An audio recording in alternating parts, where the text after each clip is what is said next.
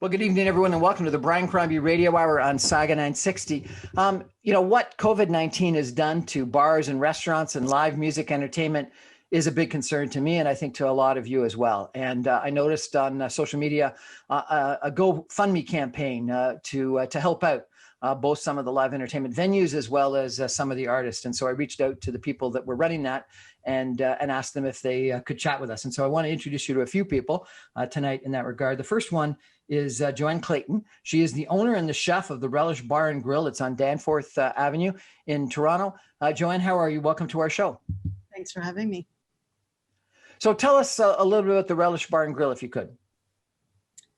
Sure. I'm in my 15th year in business. I had a little space at Woodbine in Danforth, held about 60 people. I started live music about 10 years ago, and it really took off.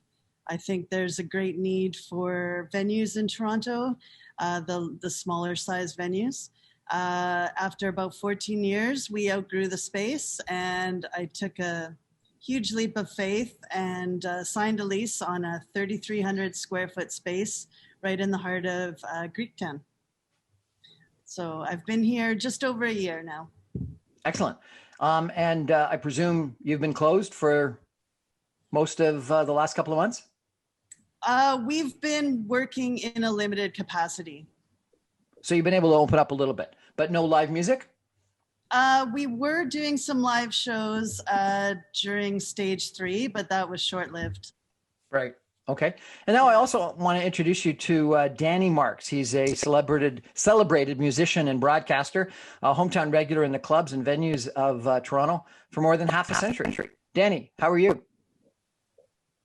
Great, Brian, and thanks a lot for putting us on. This is something that means so much to so many people, music and getting together, just gathering. And imagine the sound of a whole room laughing and people dancing to the music and the live music, the energy the musicians share, the energy we share with the audience. It's a tremendous thing, and it's an uphill battle for live music in recent years.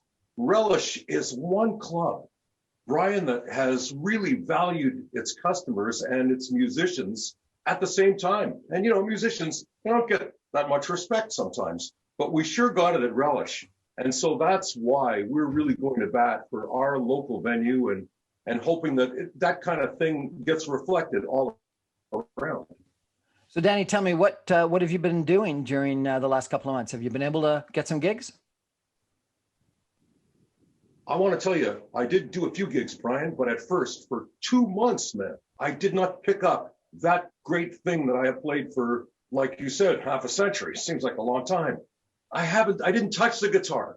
And then something happened and I started playing. I started listening. I started giving myself guitar lessons and wanting to play so very badly, wanting to be back at our regular Saturday at Relish because the word was spreading, the place was packed, and then all of a sudden shut down. So I do have other work. I'm very grateful. We're among the fortunate ones, not only here in Canada, but just here with our jobs, with what work I still have, because I do still have the broadcasting side of things going on. And CERB has been a great help, but I'd give it all back if I could trade it for playing music again.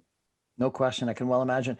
Joanne, do you think government, Danny mentioned CERB, do you think government's been doing the appropriate things to help out restaurants and establishments like yourself?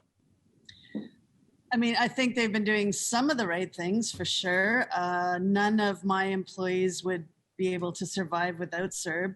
So including myself, I'm on it as well. I'm not taking any income from the restaurant. So that's a great program, certainly. There's a lot of room, there's been a lot of issues with the rent subsidy and getting just some rent relief for us because we've been forced to shut down twice now during these times. So have you availed yourself, as your landlord agreed to the rent subsidy that's come from the federal government? When they are asked to, he has been, yes, but October was full rent. And as you can imagine, this is prime Toronto real estate. So a little bit challenging. But for the summer, were you able to get the 50% from the government and 25% from the landlord? Yes, I well, was. So That's helpful, at least. I really think that, if you had your business taken away because the government wanted to build a highway, they'd have to pay you compensation. And, effectively, that's the same thing, that your business has been taken away because of something government didn't handle well enough, and they should give you compensation.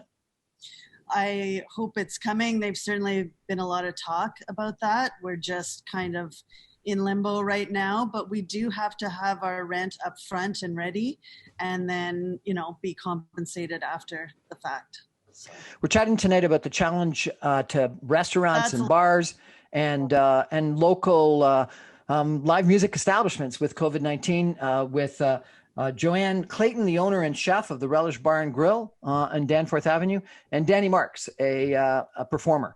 We're going to take a break for some messages. Stay with us. We're going to come back more with Joanne and Danny in just a minute.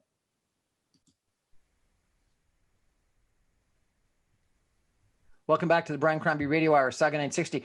We're chatting tonight with a celebrated local musician and broadcaster, Danny Marks, who's been a regular in clubs around Toronto for half a century, he says. So I bet he's got a long history of some interesting gigs. And also with Joanne, she is the owner of Relish Bar and Grill and the chef, which is a live music establishment on the Danforth in the Danforth. So I presume you're right in the middle of Greektown, Joanne. I am right in the heart of it, right in the block with the fountain. Fantastic. Danny, what kind of music do you play? Well, Brian, I started out a long time ago here in the city of Toronto. My mom and dad were born here. Dad went to Harvard Collegiate. Mom went to Central Commerce. And they met, they fell in love, and they had some kids. I was one of them. And then a thing came along in 1963 or 4 called the Beatles. And as much as I was enthralled by music from Segovia to Elvis Presley, it was the guitar that always, and there's always one close by. This one is a 60s relic from Taisco Del Rey. But I've just been enamored with the guitar all my life, and every part of it. We used to go to see Peter, Paul, and Mary at Massey Hall, and my band opened up for Paul Butterfield, for Led Zeppelin, for Badfinger, for Humble Pie. We toured the States. We were very famous in Canada for a few years in the late 60s, early 70s, and I just decided to stay with music. And then sometime in the 80s, we began to be a club band, and I started to step out front of my own group. My original famous band was Edward Bear, that had big hits with Thinking of You down in Mexico, and the last song, it was after I left, that one. But music has always been what makes things tick for me. There's so much to be found in it, and there's so many great kinds of music. When we played at Relish, we were playing mostly kind of oldies and some surf rock, twangy guitar stuff, and of course, Beatles, Stones, Elvis, Johnny Cash, Willie Nelson, all kinds of things like that. We like to be entertaining, and we love to entertain people. And I got to tell you, as much as it's great to see people dancing, and it is, it's wonderful to hear them laugh. Someone said to me the other day, imagine the days when we used to sing Happy Birthday and blow out the candles. Those days are gone for now. Well, Danny, I'm a real fan of live music. I had the privilege of being president of the Mississauga Arts Council, and got to know a lot of artists probably comparable to you, and really enjoy going to live music down in Port Credit. I'm not sure if you've ever played down there, but a bunch of the places down there were able to play outside. Joanne, have you been able to arrange anything so that you can have people perform outside at all? We're in a really dense part of the Danforth, so unfortunately there's no extra sidewalk space to do something like that. I have 10 seats on the patio, and with Cafe TO that allowed me to have another 10, but no live music outside at all. So Cafe TO is what, the ability to put some spots on the first lane of the road? Right out on the street. And how was that for you? Uncomfortable, but we did it. There's some challenges. We're on the dark side of the street. We're on the south side of Danforth. So there was a bigger attraction to be on the north side of the street. There was a lot of restaurants on that side strung together, and there was a great vibe happening throughout the summer for them.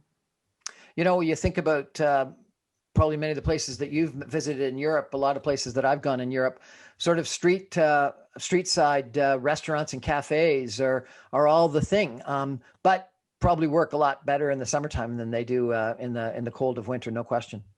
Yes. And I think that there's a little more urban planning involved. This was really thrown together. Thankfully, it worked for a lot of businesses I know. They really excelled with it. So I'm, grateful that they had that opportunity. I was impressed to see an article about Le Castile, a big fancy restaurant in Mississauga that's got like a wedding banquet tent in their parking lot. And have really opened up a lot of room in the parking lot. I guess when you're on the Danforth, that's not an opportunity that you've got. No, not for us. What do you think about that? Restaurants opening up these big tents. Does that make any sense? I'm a little torn. Obviously, I own a massive space. It's 3,300 square feet, 20-foot ceilings. So it's as good as being outside, if anything. I don't really agree with the tent situation, but it's kind of a stopgap solution during a really, really tough time for restaurants. So I was down at the Jazz Bistro when we were in stage 2, and they had social distance tables, so they were separated out, and they had the performers playing in behind plexiglass. Have you done anything like that? Well, we're not putting our musicians behind a massive piece of plexiglass. We kind of streamlined it a little bit, so each individual musician had their own plexiglass plate, which would stop, I guess, any moist singing that might have occurred. Moist singing. Danny, have you played behind plexiglass? What's it like? Well, it's kind of strange, but if that's supposed to protect people, especially the little shields or little plexiglass rooms that we have, it's very strange and it's very isolating.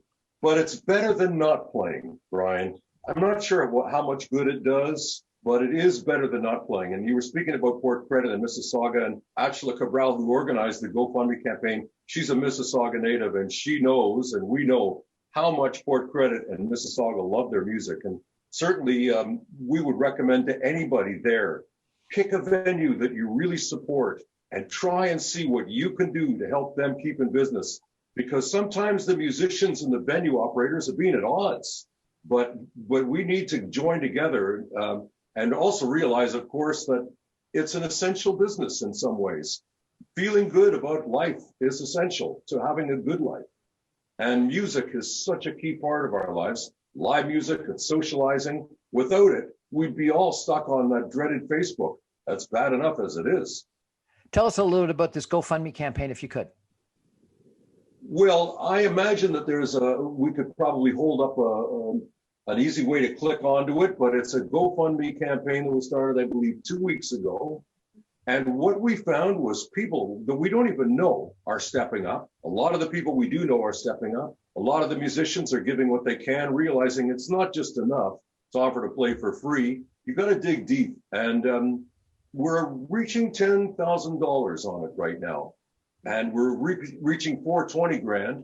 And I've been involved in some pledge drives with the radio business. And so I know that you need to impress upon people that it's important that music stays alive and well. Joanne, tell us anything more about the GoFundMe campaign and also about something else you got going called Stir Me Up or something? Well, I'll Stir It Up Sunday is our open mic night. And one of the beautiful things that has come out of this pandemic, when we got shut down, 27 musicians got together and put a compilation CD together, and they called it Stir It Up Someday instead of Stir It Up Sunday, which was our open mic night. It's a beautiful compilation, and it'll be there forever for us to look back at this time when we couldn't get together and play, socialize and sing. All the funds that they've raised are coming directly to Relish. Again, the GoFundMe's is also all coming to Relish. I've been just blown away by the generosity of everyone. I think it's over $8,000 now, and I was able to use that money to pivot, the great word of 2020, into a grab and go and bottle shop section in the front of the space. So I bought 3 pieces of equipment, a stand-up freezer, a bottle fridge, and a display fridge so that people can just come in and grab something quick and be on their way. And it's been wonderful. Yeah. Tell us what the website is where the Gofundme campaign is on. Atula, it's all running through Facebook as far as I know. So it's not on a Relish website, it's on Facebook. I don't have it on my website, no. But is it with I believe it is on Facebook. It is on Facebook. It is on Facebook, we're told. Okay. And it's very easy to go onto Facebook, look for Relish, and look for the GoFundMe page, or to look for our fearless leader of the GoFundMe, the woman with an unusual name of Atula Cabral. And Atula Cabral is a very good friend of Mississauga and Port Credit. And we're grateful to her for setting this up, not only the connection with you, Brian, but also the connection with the GoFundMe for Relish. Atula is the one that put it together. And we remember her name by saying Atula rhymes with spatula. And it's ACHALACABRAL. No? She's giving me sign language, but I think I'm okay. Excellent. Okay. So find Relish on Facebook, and they've got a GoFundMe campaign, and I'll put the link in the promo to this show. And Brian, what about this Stir It Up Someday compilation? How does one get that? Well, we actually have the printed copies coming, the old-fashioned CD that you will be able to buy next week through our website or pick one up in person. It is on Bandcamp, which is an excellent streaming service where most of the money actually goes to the creators. So it's bandcamp/stirritupsomeday.com, I believe. Awesome. We're chatting tonight with Joanne Clayton, who is the owner and the chef of the Relish Bar and Grill on the Danforth, and Danny Marks, who's a performer and a announcer, broadcaster, I presume, and a guitarist. He is showing me with sign language about the impact of COVID-19 on restaurants and live entertainment venues. We're going to take a break for some messages and come back more with these two people in just a minute. Stay with us. Well, welcome back to the Brian Crombie Radio Hour, Saga 960. We're chatting tonight with Joanne Clayton, who is the owner and chef of the Relish Bar and Grill on the Danforth, and Danny Marks, who is a performer, a guitarist, and a broadcaster. Joanne, owner and chef, like that's kind of an interesting combo. Like, are you a really good cook as well, I presume? I am actually. I went to the Culinary Institute of America in the 90s, and I moved to Toronto in 1995 and have pursued a culinary career ever since. I opened my own place in 2005. It's always been a food-driven space, but I always like to say that food is my career, but music is my passion. So when we hit the recession in 2009, I had to do something to try to diversify the business. So we started an open mic on Sunday nights called Stir It Up Sunday, and it just kind of grew from there. We used to have tables up in the front, and we'd move them, and we'd pull speakers in and microphone stands and such, and people would bring their own instruments. And next thing I know, the guys from the 12th Fret, which is a top guitar shop down the street, came to me and said they want to play every Wednesday night. And I was like, every Wednesday? And they're like, yeah. So it just kind of started from there. And before I knew it, we were booking 13 live shows a week. Fantastic. Tell me some of the sort of the regular or some of the more famous acts that you've had play. Oh, well, I don't want to name drop, but Danny's up there. Danny Marks is up there. Lots of Toronto musicians, it's quite a community. It's a very close-knit community. They all seem to know each other. So once the word got out that there was this new place to play, I was inundated with requests to play at Relish. And do you have numerous different genres of music, or is it typically oldies? No, definitely lots of genres. I love old stuff, so we started doing a gypsy jazz night once a month. We do a bluegrass night once a month. We do an indie rock once a week usually. Lots of different types of jazz, instrumental funk to classic crooner kind of stuff, and everything in between. And what about your menu? Tell us about some of your more popular menu items. Well, before COVID, it was a tapas style restaurant. It was a very large menu, lots of little nibbly type things, lots of seafood, and everything was made in-house, so you could order lots of different things and share. But when COVID hit, I went from a staff of 22 down to 4. There's only 2 of us in the kitchen now, so with tight budgets and smaller wallets, I wanted to diversify into more full meals. And it's quite a globally inspired menu. So families can come and everyone has something that they can figure out that they want to try. And if I came down this weekend, do you have some heaters on the patio? We have 2 heaters thanks to our GoFundMe campaign. So I can eat some of your food on the patio. Fantastic. And Danny, live music you mentioned is so critically important to people. It's one of those things that brings us all together. And people are complaining about mental health and they're feeling isolated. What can we do?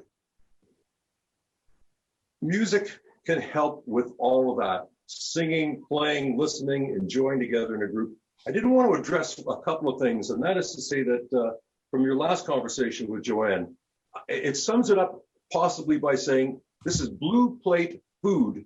It's cordon bleu food at blue plate prices.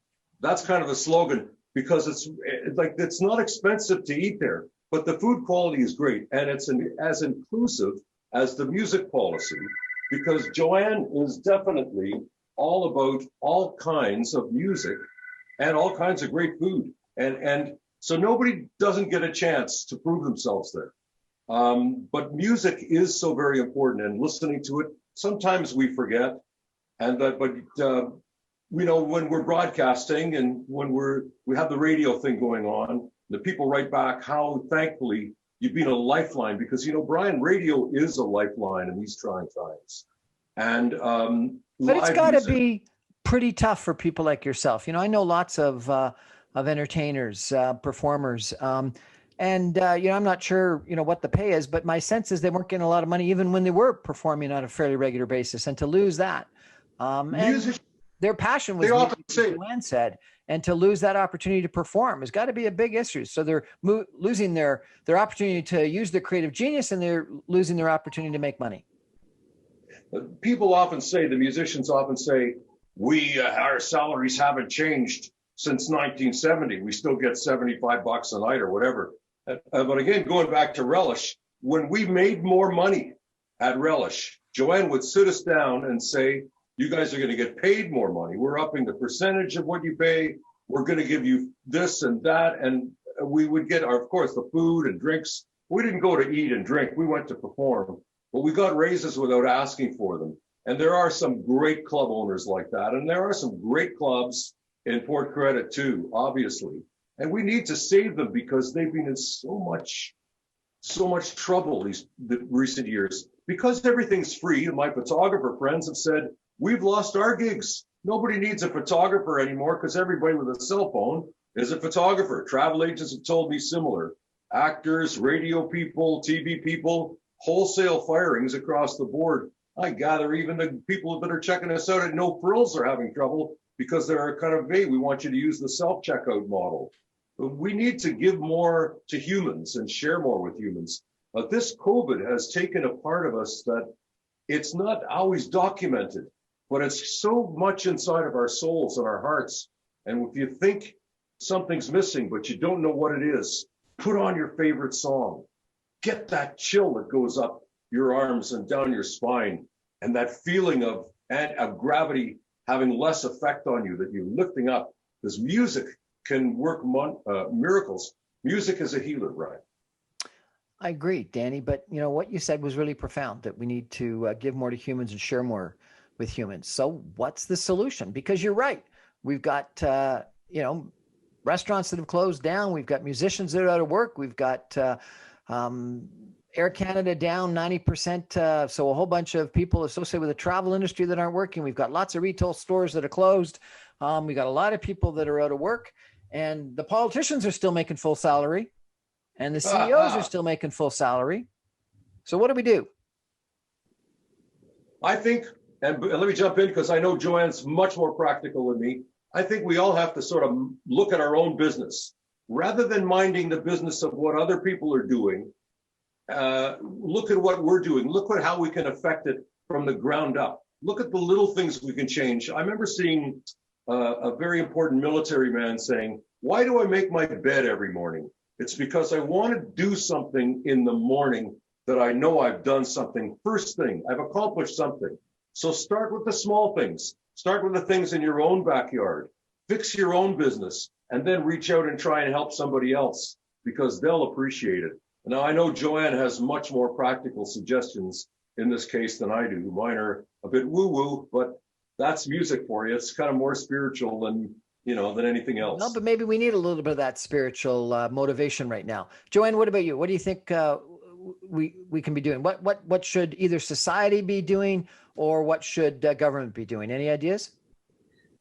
Absolutely. Well, I think the UBI is the angle here. I grew up in Winnipeg, and it's a real cultural center, real cultural hub for artists and musicians. And I always wondered after I left there in the early 90s, why was that?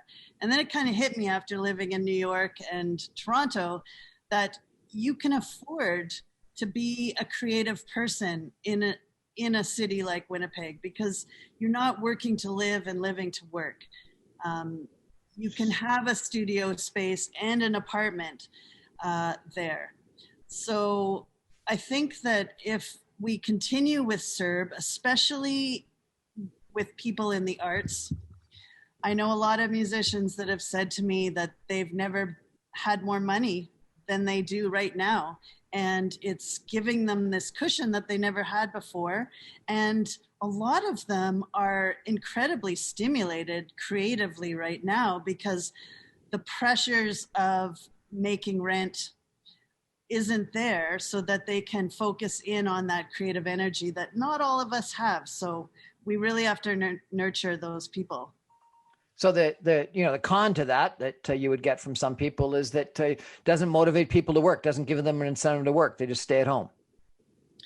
But they are creative, so they're still creating music, and they're contributing to our society in ways that most of us can't. So, I mean, there's always the Canadian Arts Council, but those grants are time consuming and they're arduous, and sometimes they don't apply to you. So if we continue with CRB, it'll give a lot of people an opportunity to continue to create music and create art, which makes us human, right? Now, you said that you went from, I think it was 22 staff down to 2. Did you look at making use of the 75% government wage subsidy? Unfortunately, I wish I could, but you need capital to be able to do that. You need liquidity to be able to do that. And, 1 month's rent here is now my entire month's revenue. So I just don't have any extra money to put into payroll.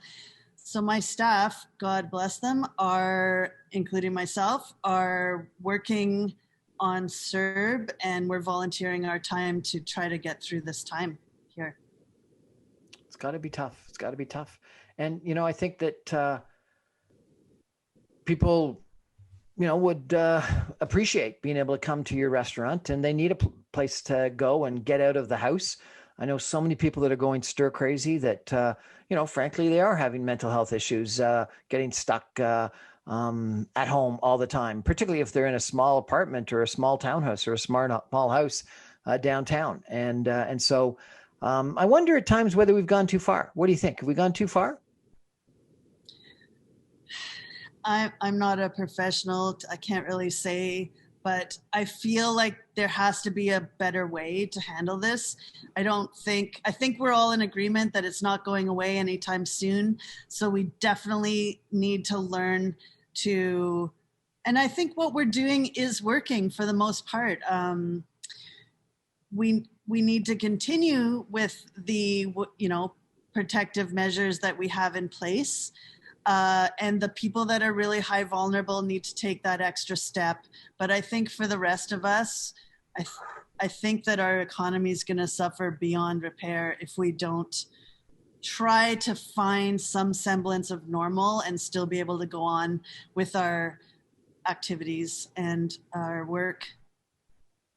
You know, I agree with you. And I think that I have not had the privilege of coming to Relish Bar and Grill, and I look forward to the opportunity to come in the future. But I have, as I mentioned, been to a couple of different establishments during, you know, stage 3, not stage 2. And you know, they had reduced capacity. They put up the plexiglass, but it was still a fun event, and you felt safe. The waiters came with masks, and there was plexiglass between the jazz singer or the rock roll band and you, and there was maybe a third as many tables as usual, but you still had fun. And so I think that you could at least break even, if not make a lot of money. And I do worry that we're going to damage a lot of restaurants, a lot of retail stores, and a lot of people that work in the restaurants, whether they're working as waitresses, chefs, or performers. And I think that we haven't given as much thought to that. And with harming their economics, it harms their mental health, harms their families. It harms a lot of other people. And so I think we got to think about that. Well, we're gonna open up in the future, and hopefully live music and Relish Bar and Grill, Danny and Joanne are part of the solution to getting our spirits lifted up again in the future. And you, Brian, thank you very much for having us on today. My honor. I think your synopsis... Danny, if we want to listen to some of your music, how do we do that? We can go to your Facebook account, or are you streaming online somewhere, or what? Absolutely. Brian, I want to say your synopsis of it is spot on. You brought it all together there at the end about how it's affecting all of us. And I think that Joanne found a bit of a silver lining in the cloud, talking about how with CERB musicians are able to not be under pressure. But I don't know if I know anyone who wouldn't trade the chance to be working again.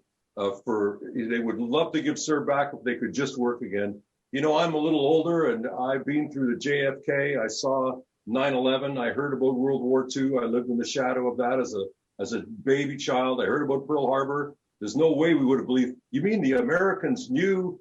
And now there's this, and I have a feeling, I'm not sure if anyone knows exactly what the truth is about this, but people can be trusted with the truth, and we will react accordingly. This is as close to a war as many of us have ever seen, and possibly, hopefully, it will never be any closer to war than what this is right now. But we are in a battle right now, and we're in a battle for our own well-being.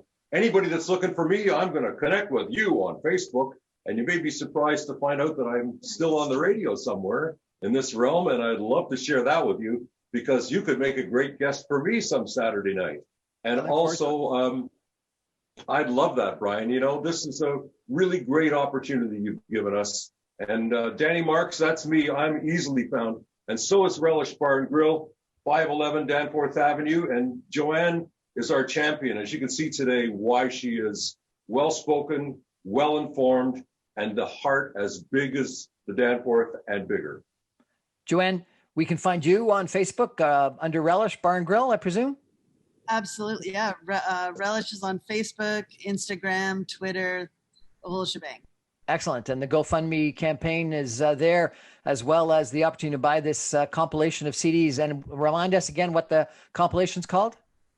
Stir It Up Someday on Bandcamp this week. And then next week, we should have some hard copies in our midst. Excellent. And I look forward to enjoying your patio coming up very soon. And if I come, what should I order? What's the number one thing to order today?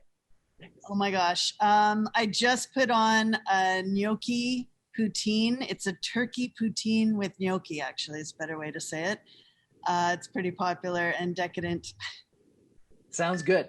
Well, that's Joanne of the Relish Bar and Grill, both an owner and a chef, which sounds fascinating to me, and Danny Marks. Both of you, thank you so much for sharing with us some of the challenges that restaurants, particularly live entertainment venues, and the performers at those live entertainment venues are faced during COVID-19. Really appreciate it. That's our show for tonight, everyone. Thank you very much for joining us. Good night. Thanks for having me. Thanks.